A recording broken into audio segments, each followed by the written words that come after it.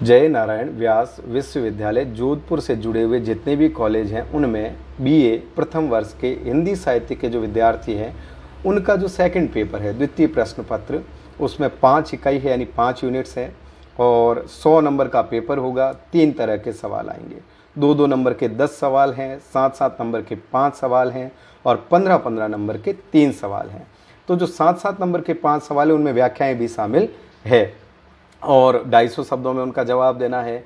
और 15 नंबर के जो 3 सवाल है, प्रत्येक सवाल का जवाब जो है आपको 500 शब्दों में देना है। अब जो 5 यूनिट है उनमें पहली यूनिट गबन उपन्यास को लेकर के, गबन उपन्यास है पहली यूनिट में। उपन्यास के तत्वों के आधार पे, जो प्रेमचंद का उपन्यास है गबन, तो प्रेमचंद के उपन्यास गबन का वर्णन करना है उपन्यास के तत्वों के आधार पे और उपन्यास की विशेषताएं बतानी है और उपन्यास के जो पात्र हैं वो पात्रों की भी विशेषताएं बतानी, उनका परिचय लिखना है। तमाम चीज़ें पहली यूनिट में आएगी। जो दूसरी यूनिट है, दूसरी इकाई है, उसमें जयशंकर प्रसाद की कहानी है गुंडा और प्रेमचंद की कहानी, मुंशी प्रेमचंद की कहानी पूस की रात और जैनेन्द्र कुमार की कहानी पाजेब। ये बाल मनोविज्ञान पे एक बच्चा है आशुतोष, उस पर पायल चुराने का इल्ज़ाम लगाया जाता है और बाद में वो कैसे परेशान होता है, वो कहानी है पाजेब। और यशपाल की कहानी है पर्दा और अज्ञेय की कहानी है रोज़। ये सारी कहानियाँ जो है वो इकाई 2 में है।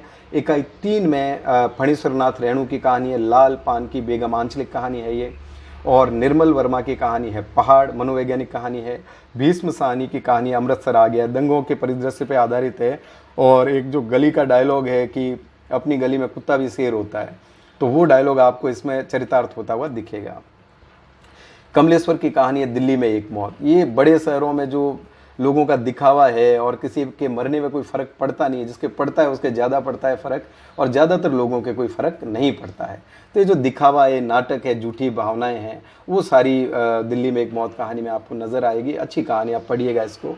और उषा प्रियवंदा की कहानी है वापसी, कि एक आदमी का भरा पूरा परिवार कैसे बर्बाद होता है, उसकी शादी टूट जाती है, वो तलाक लेता है, दूसरी शादी करता है, वो भी सारी निष्फल हो जाती है और उसमें भी उसको दुख झेलने पड़ते हैं। वो सारी कहानी है, वो वापसी करना चाहता है लेकिन हो नहीं पाती। तो ये उषा प्रियवंदा की बेहतरीन कहानी है।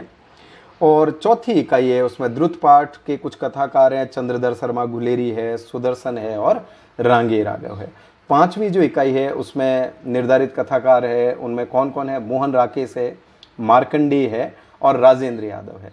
और मज़े की बात यह है कि चौथी और 5वीं इकाई के जितने भी साहित्यकार हैं, ज़्यादातर साहित्यकारों ने मनोवैज्ञानिक कहानियाँ लिखी है, मनोवैज्ञानिक साहित्य लिखा है और उनको शहर से लेके गांव के जो लोग हैं, कस्बों के जो लोग हैं, उनकी साइकोलॉजी की पकड़ है कि लोग क्या सोचते हैं, उनको पीड़ा क्यों होती है, वो आगे के लिए क्या सोचते हैं, इतिहास में जाकर के क्या सोचते हैं, परिवार के समाज के बारे में क्या सोचते हैं, वो तमाम चीज़ें आपको इन दोनों यूनिट के जो साहित्यकार हैं उनके साहित्य में मिल जाएगी। तो मैंने आपको पहले ही बताया कि 3 तरह के सवाल आएंगे, 100 नंबर का पेपर होगा और 5 इकाई है टोटल, बहुत सारी कहानियां हैं और एक उपन्यास है।